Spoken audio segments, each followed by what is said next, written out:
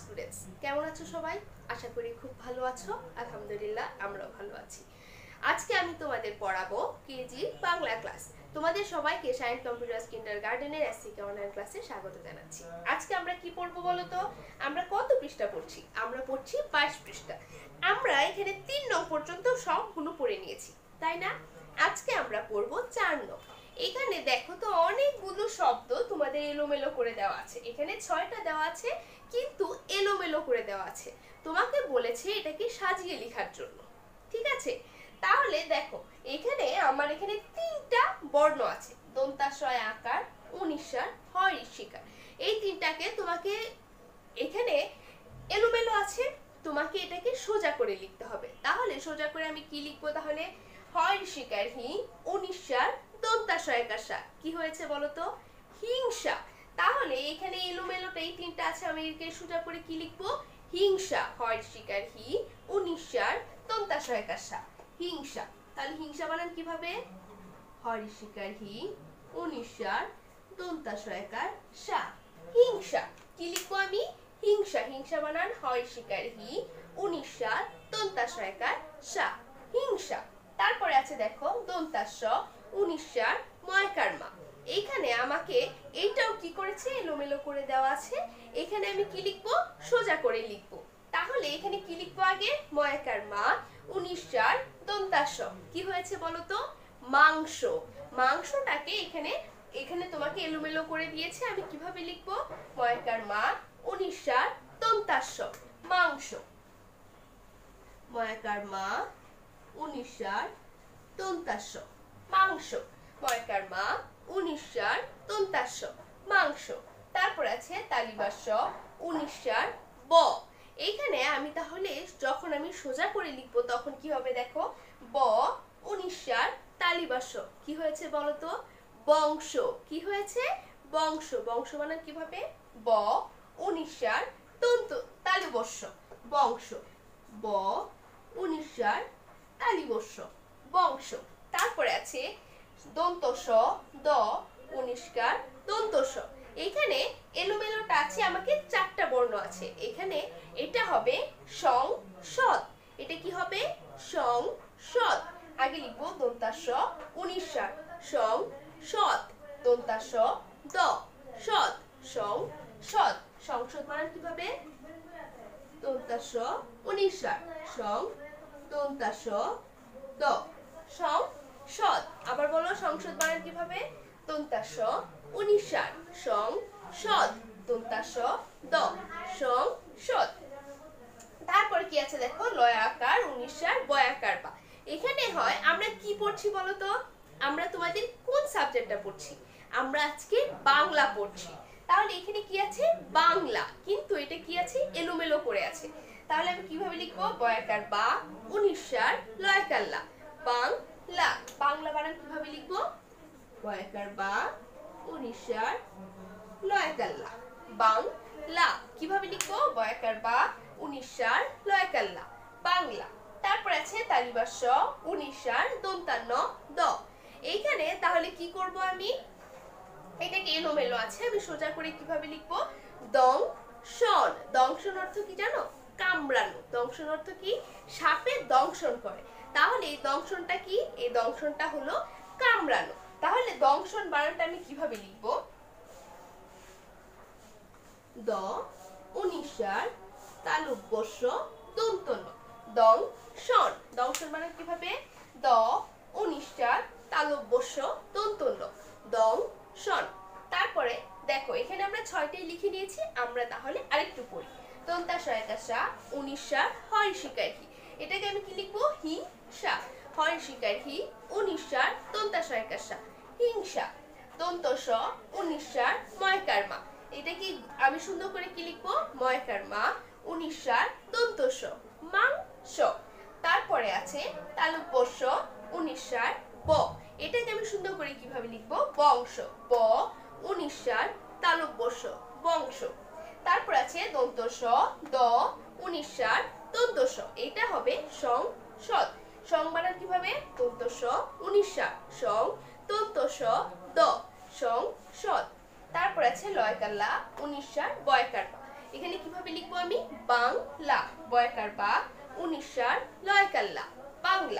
তারপরে লিখবো তালিবাস্য 19 সার দন্ত ন দ। এইটাকে আমি সুন্দর করে কি লিখবো, দং শন, দ 19 সার দং তালিবাস্য দন্ত ন দং শন। কালকে তোমাদের এই 4 নংটা SW থাকবে, ঠিক আছে? আশা করব তোমরা তো এটা এখনই শিখে নিয়েছো, তোমরা এখনই আরেকবার পড়ে লিখে নিতে পারবে, তাই না? আজকে এই পর্যন্তই, আগামী ক্লাসে তোমাদের সাথে আবার দেখা হবে। এই পর্যন্ত তোমরা ভালো থেকো, সুস্থ থেকো, নিরাপদে থেকো। আল্লাহ হাফেজ। গুড মর্নিং স্টুডেন্টস, সবাই কেমন আছো? আশা করছি তোমরা সবাই অনেক ভালো আছো, আমিও ভালো আছি। আমি শাইন কম্পিউটার কিন্ডারগার্টেন স্কুলের অনলাইন ভিত্তিক ক্লাসে তোমাদেরকে স্বাগত জানাচ্ছি। আজকে আমি তোমাদেরকে কেজি গণিত ক্লাস দেব। তোমাদের এর আগে ক্লাস হয়েছিল কি 3 নং হয়েছিল, আজকে আমরা 24 পৃষ্ঠায় 4 নং করব। তোমরা কিন্তু ভাগ অঙ্ক নিশ্চয়ই শিখে ফেলেছো, কারণ জয় ম্যাম ভাগ অঙ্ক 3 নংয়ে ক থেকে চ পর্যন্ত করিয়েছে। আজকে আমি, তোমরা এর আগে করেছো কি উপরে নিচে ভাগ অঙ্কগুলো, আজকে আমি পাশাপাশি অঙ্কগুলো করাবো। দেখো 4 নং আমি আগেই লিখে নিচ্ছি, 4 নং প্রশ্নের উত্তর। 4 নং প্রশ্নের উত্তর। আগে একটা কথা বলে নিই, আমরা ভাগ আর গুণের অঙ্কের মধ্যে প্রথমে কি শিখতে হবে, নামতা শিখতে হবে। যদি আমরা নামতা না পারি তাহলে কিন্তু ভাগ আর গুণের অঙ্ক কোনোভাবেই সম্ভব নয়। তো আমরা তো নামতা পড়িয়েছি, 1 থেকে একেবারে 10 পর্যন্ত নামতা শিখিয়েছি। তোমরা সবাই অনেক ভালো করে নামতাগুলো পারো। তো চলো আমরা আজকে ভাগ অঙ্কগুলো করি।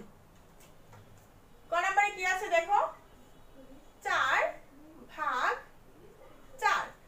তুমি আমরা কিন্তু এই 4 দিয়ে এই 4 কে ভাগ করব। তুমি চাইলে এখানে রাফও করতে পারো। তো আমরা কি করব, 4 ভাগ 4।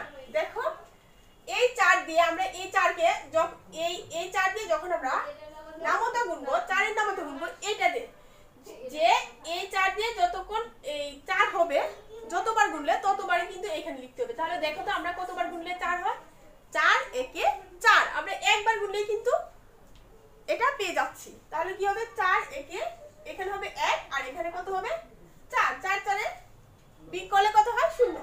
শেষ। তাহলে এই অঙ্কের ভাগ কত হবে বলো তো, ভাগফল হবে 1। তোমাদের কিন্তু উত্তর ভাগফল এটা লিখতে হবে না। তো 4 আর 4 কে ভাগ করলে কত হয়, ভাগফল কত হয় 1, এভাবে করে নেবে। তারপরে দেখো আছে খ নম্বরে আছে 56 ভাগ 7। এখন এই 56 ভাগ 7 আমরা, তুমি চাইলে এভাবে করতে পারো, 7 এর নামতা 56 পর্যন্ত গুণে দেখো তো কতবার যায়। 7 একে 7, 7 দুগুণে 14, 3 7 21, 4 7 28, 5 7 35, 6 7 42, 7 7 49, 7 8 56। দেখো 7 8 কয়বার যায়, 8 বার। তো তুমি তো এভাবে না করতে চাও, ওইভাবেও কিন্তু করতে পারবে। আমি এইভাবে দেখিয়ে তারপরে এখানে ভাগফলটা লিখে ফেলবো। 7 ভাগ 56। তাহলে আমরা কয়বার যায়, আমরা কতবার গুনেছি, 7 8 এ 56। তাহলে আমরা এখানে কত লিখব, 8। এখানে হবে 56। 56 থেকে 56 চলে গেলে 0। তাহলে আমাদের ভাগফল কত হলো, 8। এখন আমরা লিখব গ নাম্বার। গ নাম্বারে কি আছে দেখো, 18 ভাগ 3। 18 ভাগ 3। তাহলে 3 এর নামতা তুমি যদি করো, 3 একে 3, 3 দুগুণে 6, 3 3 9, 3 4 12, 3 5 15, 3 6 18। তাহলে আমাদের কতবার যায়, 3 6 18। আমি তো বলে দিয়েছি তুমি যদি এভাবে না পারো তাহলে কিন্তু তুমি রাফ করে অঙ্কটা করতে পারো। 3 6 18, তাহলে 6 বার যাবে 18 0। আর তো যায় না, 18 তে 18 তে বিয়োগ করলে আমরা কত হয়, 0। তাহলে আমাদের ভাগফল কত হবে, 6। এখন দেখো ঘ নাম্বারটা। ঘয়ে কি আছে, 21 ভাগ 7। 21 ভাগ 7। আমি এখানে আবারও রাফ করব। 21 7 21। তাহলে কত হবে, 7 এর নামতা বলো তুমি। কারণ আরেকটা কথা, তোমরা তো ওই অঙ্কগুলো কিন্তু উপরে নিচে অঙ্কগুলো আবার বুঝানো হয়েছে, সেজন্য তোমাদেরকে আমি আর বুঝাইনি এভাবে, যে আমরা এই সংখ্যাটা যখন থাকবে এখানে, যখন এটা থাকবে, যখন আমরা দেখব যে 7 থেকে 2 ছোট, দেখো আমরা কি একটা সংখ্যা নিয়ে করতে পারবো না। তখন কি করব, আমরা দুটো সংখ্যা নিয়ে করব। আর এখানে কিন্তু সবগুলো অঙ্কে দুটো সংখ্যা দিয়েই করানো হয়েছে। তাহলে 7 এর নামতা গণ, 21 পর্যন্ত কত যায়, 7 একে 7, 7 2 14, 3 7 21, 4 7 28, 3 7 কত? আমাদের এখানে কত আছে? 21। তাহলে কত হবে? 3 7 21। আমাদের ভাগফল থাকলো 3। এখন হচ্ছে ও নাম্বার। ও নাম্বারে কি আছে? 6 ভাগ 4, না সরি 36 ভাগ 6। আমরা 6 দিয়ে 36 কে ভাগ করব। নামতা গুণ 6 একে 6, 6 দুগুণে 12, 3 6 18, 4 6 24, 5 6 30, 6 6 36। এখানে কত আছে? 36। তাহলে আমরা কতবার যাচ্ছে? 6 6 36। এটার ভাগফল কত? 6। আর এক কি আছে? কত? 6 নম্বরে দেখো 81 ভাগ 9। 81 ভাগ 9। তাহলে আমরা 9 দিয়ে 81 কে ভাগ করব। দেখো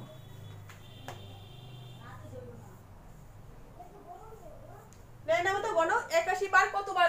9 নামতা কত পর্যন্ত গণলে আমাদের 81 হয়? 9 একে 9, 9 দুগুণে 18, 3 9 27, 4 9 36, 5 9 45, 6 9 54, 7 9 63, 8 9 72, 9 9 81। এখানে কত আছে? 81। তাহলে কতবার গেছে গিয়ে আমাদের নামতা কতবার পড়তে হয়েছে? 9 বার। তাহলে আমরা কত লিখব? 9 9 81। শেষ। আমাদের ভাগফল কত আসলো? 9। এই যে আজকে এই 24 পৃষ্ঠায় 4 নং এর ক থেকে চ পর্যন্ত পড়িয়েছি। তোমরা নিশ্চয়ই বুঝতে পেরেছো, কারণ এর আগের দিনও তোমাদের ভাগের ক্লাস হয়েছে। তো তোমরা এগুলো আজকে বাসার কাজ থাকলো। আমি এই ভিডিওটা নিচে লিখে দিচ্ছি। 24 পৃষ্ঠার 4 নং এর ক থেকে চ শিলি।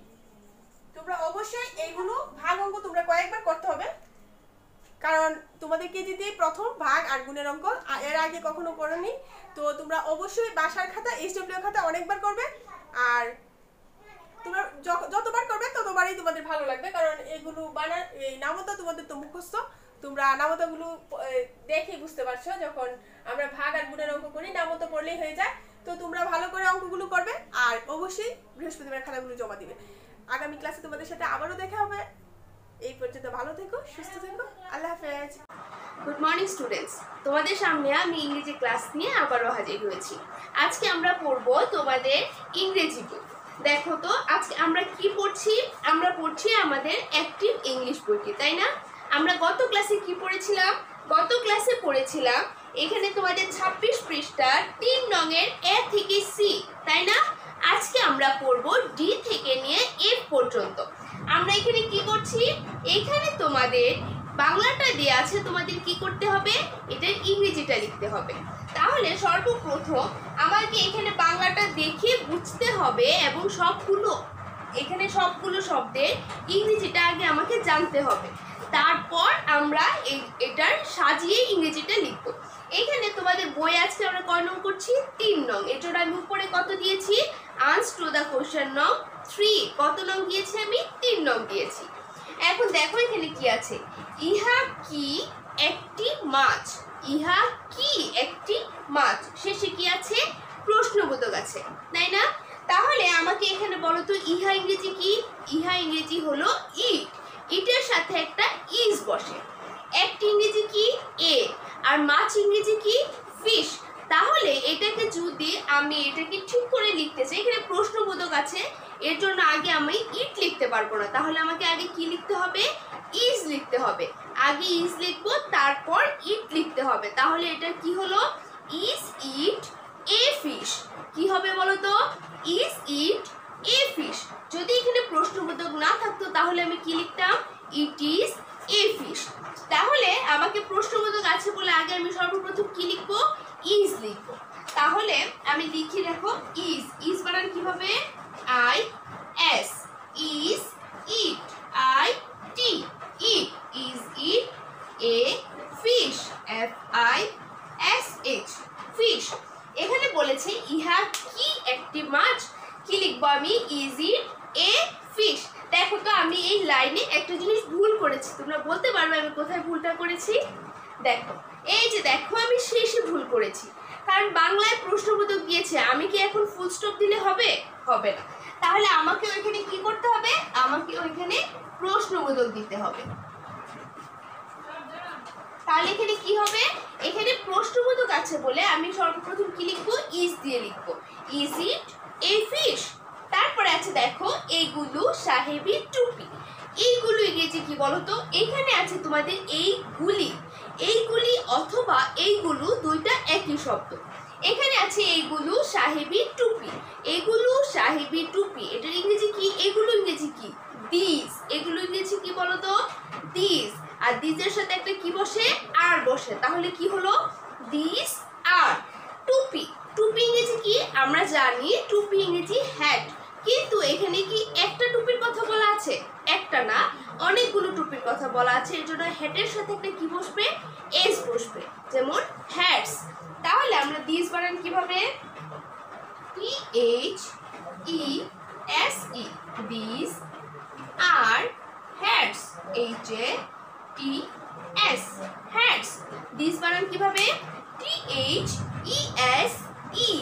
This are ARE, are these are hats, HATS, hats, these are hats. এরপরটা দেখো এগুলো কলম, এগুলো কি, এগুলো কলম, এগুলো ইংরেজি কি, এইগুলো আর এইগুলি দুইটা একই শব্দ। তাহলে এগুলো ইংরেজি কি, দিস। দিসের সাথে কি বসে, আর, তাহলে কি হলো, দিস আর। কলম ইংরেজি কি, পেন। এখন এখানে কি একটা কলম না অনেকগুলো কলম, অনেকগুলো কলম, এর জন্য আমাকে কি দিতে হবে, পেন্স। তাহলে আমি কি লিখবো, these are pens, THESE, these are pens, PENS, pens. কি বলেছে, এগুলো কলম, এটাই কি লিখবো আমি, these are pens, these are pens. These বানান কিভাবে, THESE, these are ARE, are these are pens, PENS, pens. ঠিক আছে, আমরা দেখো আবার প্রথম থেকে পড়ছি। 3 নাম্বার কি আছে, ইহা কি একটি মাছ, ইহা কি একটি মাছ। তাহলে আমাকে প্রশ্ন করেছে, তাহলে আমি সর্বপ্রথম কি লিখবো, ইজ দিয়ে লিখবো। Is it a fish, is বানান কিভাবে, IS, is it, IT, it, a fish, FISH, fish, is it a fish. তারপরে আছে দেখো এইগুলি সাহেবী টুপি, এগুলো ইংরেজি কি, দিস আর হ্যাটস। দিস বানান কিভাবে, THESE, these are ARE, are these are hats, HATS, hats, these are hats. তারপরে আছে দেখো এইগুলো কলম, এগুলো কলম, এগুলো ইংরেজি কি, দিস। দিসের সাথে একটা কি বসে, আর বসে। কলম ইংরেজি কি, পেন। কিন্তু এখানে পেন হবে না, কেন বলো তো, কারণ এখানে একটা কলম না অনেকগুলো কলম আছে, এর জন্য পেনের সাথে একটা কি বসাবো, এস বসাবো, পেন্স। দিস বানান কিভাবে, THESE, these are ARE, are pens, PENS, pens. ঠিক আছে, আশা করব তোমরা এই তিনটা এখনই শিখে নিয়েছো। কালকে তোমাদের এই তিনটা SW খাতার কাজ থাকবে। ঠিক আছে, আজকে এই পর্যন্তই। আগামী ক্লাসে তোমাদের সাথে আবার দেখা হবে। এ পর্যন্ত তোমরা ভালো থেকো, সুস্থ থেকো, নিরাপদে থেকো। আল্লাহ হাফেজ।